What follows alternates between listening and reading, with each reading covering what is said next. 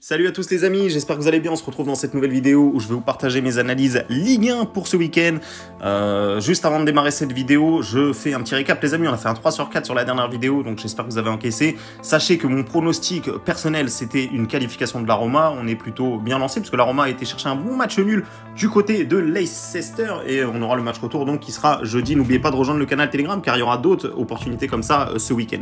Donc je le disais les amis, j'ai failli vous faire la Ligue 2, mais finalement il y a tellement de matchs en fait qui sont annulé par les bookmakers, hein, ils nous empêchent de parier dessus parce qu'il n'y a plus d'enjeux et ça les dérange pas qu'on parie sur les matchs amicaux de l'équipe de France par contre, mais ça c'est une autre histoire. Donc du coup on va se concentrer sur la Ligue 1. Là chaque match que je vais vous présenter, vous aurez l'occasion de placer un bet dessus si vous le souhaitez. Je le rappelle, hein, ça reste mes avis. Si vous souhaitez suivre mes pronostics personnels, vous avez le canal Telegram où je partage régulièrement des pronostics là-bas. Donc le premier match c'est Strasbourg contre le PSG. Je vais pas passer trop de temps, en plus il y a de grandes chances que quand vous écoutez cette vidéo là, ce match là sera fini. PSG déjà champion, Strasbourg de l'autre côté qui doit quand même gagner pour espérer se qualifier en Coupe d'Europe la saison prochaine. Franchement, ici, pourquoi pas partir sur les deux équipes marques, surveiller quand même les compos, mais s'il y a du Mbappé et du Messi, on aura quand même du gros talent du côté du PSG et on aura plus de motivation du côté de Strasbourg, je pense. Donc, pourquoi pas partir sur les deux équipes marques ou alors plus de 2,5 buts, c'est ce qui me semble, pourquoi pas, le plus intéressant. Les matchs du samedi maintenant, alors je vous le dis, des fois je vais pas passer trop de temps sur certains matchs, surtout quand c'est très déséquilibré. Là, on va commencer avec Lens-Nantes, c'est une affiche plutôt intéressante. Je crois que les Nantais, le prochain match qu'ils vont jouer, ça sera pour la finale de la Coupe de France, c'est bien ça. Donc à voir s'ils font tourner ou pas. Ils vont peut-être vouloir éviter les blessures, même si bon, le match en Coupe de France sera quand même dans une semaine, donc ils auront le temps de bien récupérer. On a une équipe de Nantes qui est pas trop mal, hein. Ils sont 10e au classement, pas trop mal par rapport à la saison précédente, bien évidemment, pour ceux qui s'en souviennent, où ils jouaient le maintien. Ils se sont même sauvés d'ailleurs en passant en barrage, en évitant la relégation en barrage contre le Toulouse Football Club qui eux sont sûrs de remonter en Ligue 1 la saison prochaine. Et de l'autre côté on a le RC Lens qui revient bien, qui a fait un bon match nul du côté du Parc à 10 contre 11. C'est vraiment une bonne perf. Alors attention quand même, c'est Danso qui a eu un carton rouge, il joue quand même assez régulièrement, mais Lens a vraiment un très beau collectif, que ça soit sur le banc ou que ça soit sur les 11 titulaires. Je trouve que c'est une équipe plutôt complète, avec une bonne profondeur de banc. Ici je pense qu'ils sont en mesure de s'imposer. Maintenant la cote elle est pas très value, je vous l'avoue, hein, honnêtement, 1,60.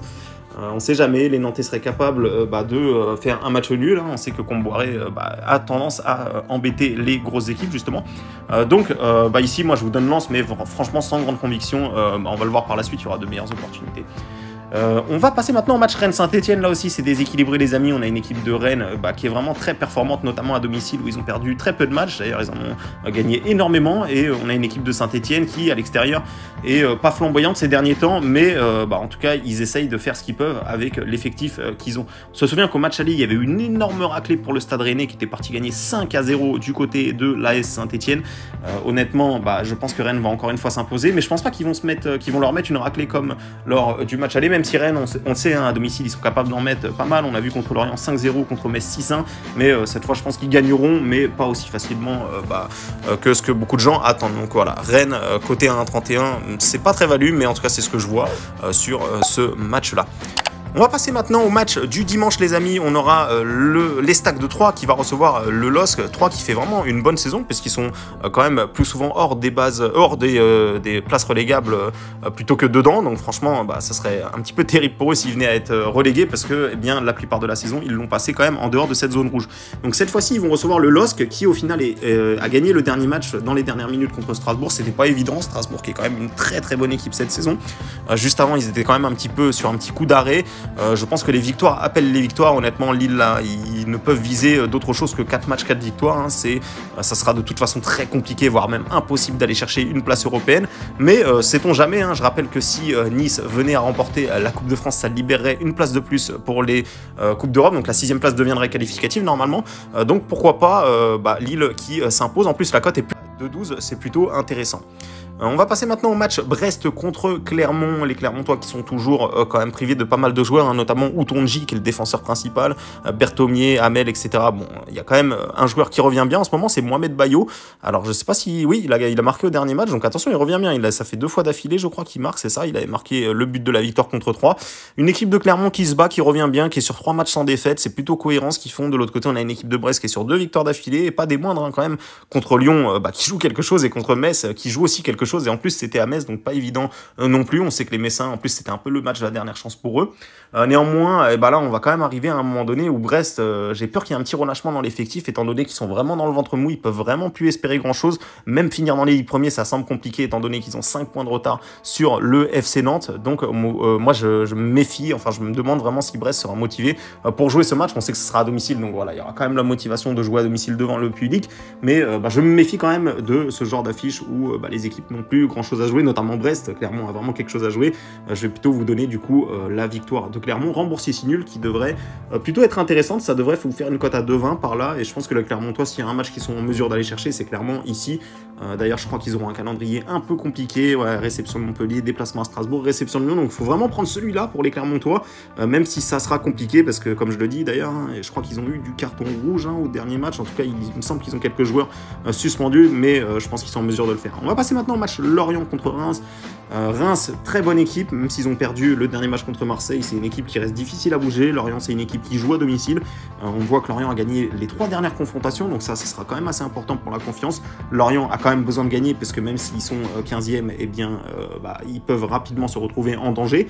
C'est un match qui est à leur portée. Néanmoins, ici, je vous conseillerais plutôt le match nul remboursé. Si victoire de Lorient, Reims est une équipe qui fait pas mal de matchs nuls et qui est très difficile à bouger, qui a une bonne défense, donc pourquoi pas le match nul ici que vous pouvez sécuriser dans l'éventualité avec Lorient qui est à domicile, bien évidemment.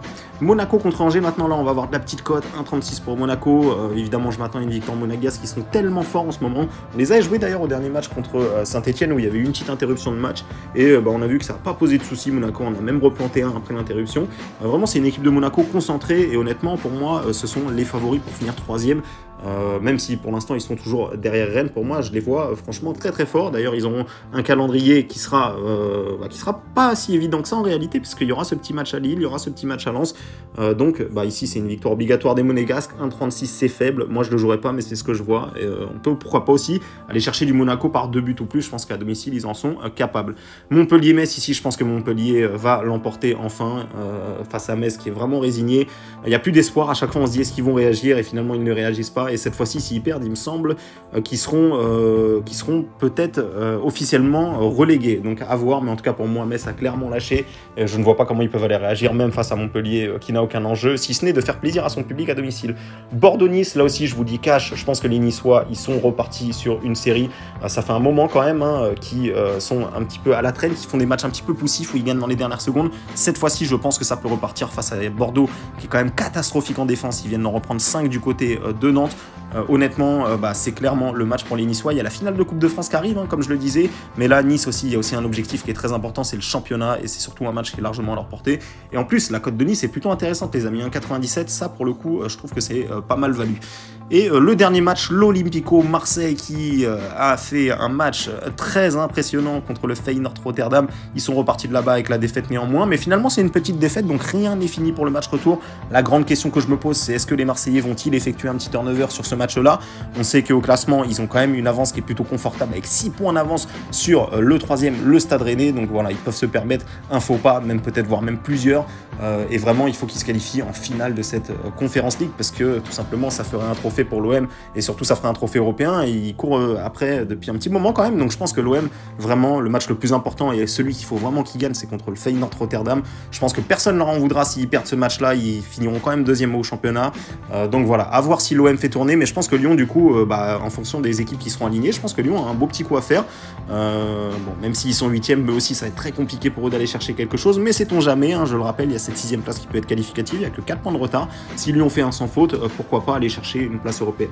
Donc ici, je vous donne directement Lyon ou match nul, parce que quand même les Marseillais, ils vont jouer le match, mais je les vois difficilement gagner, compte tenu bien que ce match-là arrive entre la confrontation de Feyenoord. Donc voilà les amis, ce sont mes avis pour les 10 matchs de Ligue 1 qui auront lieu ce week-end. J'espère que ça vous a plu. Si c'est le cas, n'oubliez pas de mettre un maximum de pouces bleus, et surtout n'oubliez pas de rejoindre le canal Telegram. Il y aura encore du pronostic, également la méthode Boost, où on est vraiment excellent dessus, on a un très beau bilan. Donc n'hésitez pas, le canal Telegram dans la description ou dans les commentaires, et je vous dis à bientôt les amis. Merci à tous de m'avoir écouté.